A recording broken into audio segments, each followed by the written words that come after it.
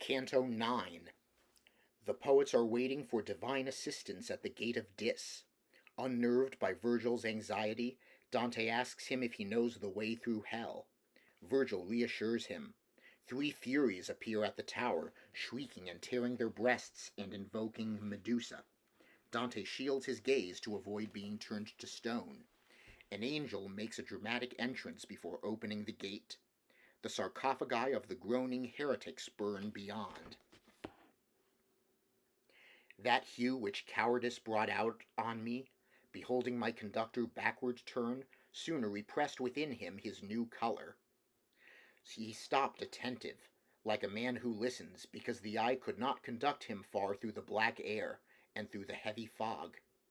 Still it behoveth us to win the fight, began he, else such offered us herself. Oh, how long that some one here arrive!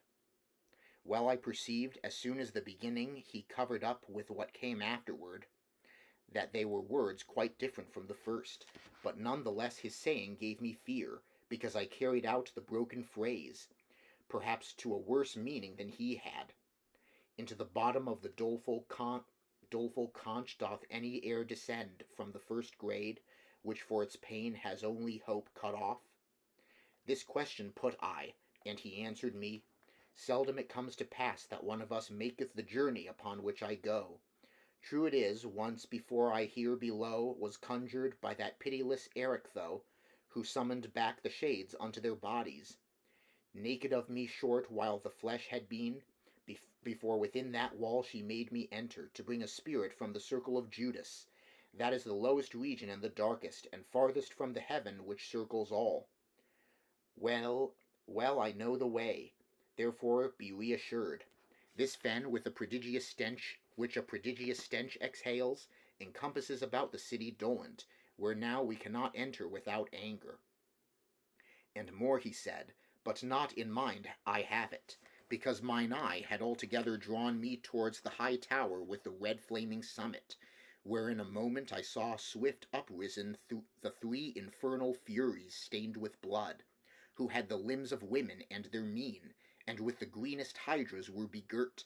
Small serpents and cerastes were their tresses, wherewith their horrid temples were entwined. And he who well the handmaids of the queen of everlasting lamentation knew, said unto me, Behold the fierce Erinyes. This is Megera on the left-hand side, she who is weeping on the right, Alecto, Tisiphone is between. And then was silent. Each one her breast was rending with her nails. They beat them with their palms, and cried so loud, that I for dread pressed close unto the poet. Medusa come, so we to stone will change him, all shouted looking down. In evil hour avenged we not on Theseus his assault. Turn thyself round, and keep thine eyes close shut, for if the Gorgon appear, and thou shouldst see it, no more returning upward would there be. Thus said the master, and he turned me round himself, and trusted not unto my hands, so far as not to blind me with his own. O ye who have undistempered intellects, observe the doctrine that conceals itself beneath the veil of the mysterious verses. And now there came across the turbid waves the clangor of a sound with terror fraught, because of which both of the margins trembled. Not otherwise it was than of a wind impetuous on account of adverse heats that smites the forest, and, without restraint, the branches rends, beats down, and bears away. Right onward, laden with dust, it goes superb, and puts to flight the wild beasts and the shepherds. Mine eyes he loosed, and said, Direct the nerve of vision now along that ancient foam, there yonder where that smoke is most intense. Even as the frogs before the hostile serpent across the water scatter all abroad, until each one is huddled in the earth. More than 1,000 ruined souls I saw, thus fleeing before one who on foot was passing o'er the Styx with souls unwet. From off his face he fanned that unctuous air, waving his left hand oft in front of him, and only with that anguish seemed he weary. Well I perceived one sent from heaven was he, and to the master turned. And he made sign that I should quiet stand, and bow before him. Ah, how disdainful he appeared to me! He reached the gate, and with a little rod he opened it, for there was no resistance. O banished out of heaven, people despised! Thus he began upon the horrid threshold. Whence is this arrogance within you couched? Wherefore recalcitrate against that will from which the end can never be cut off, and which has many times increased your pain? What helpeth it to butt against the fates? Your Cerberus, if you remember well, for that still bears his chin and gullet peeled. Then he returned along the miry road, and spake no word to us, but had the look of one whom other care constraints and goads than that of him who in his presence is. And we our feet directed towards the city, after those holy words, all confident.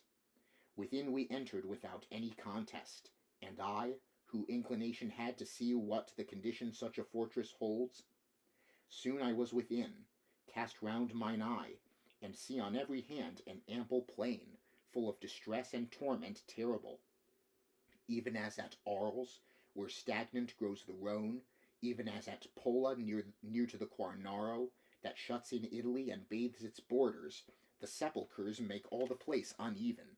So likewise did they here on every side, saving that there the manner was more bitter, for flames between the sepulchres were scattered, by which they so intensely heated were, that iron more so asks not any art. All of their coverings uplifted were, and from them issued forth such dire laments, sooth seemed they of the wretched and tormented. And I, my master, what are all those people who, having sepulture within these tombs, make themselves audible by doleful sighs? And he to me, here are the heresiarchs, with their disciples of all sects, and much more than thou thinkest laden are the tombs. Here like together with its like is buried, and more and less the monuments are heated. And when he to the right had turned, we passed between the torments and high parapets.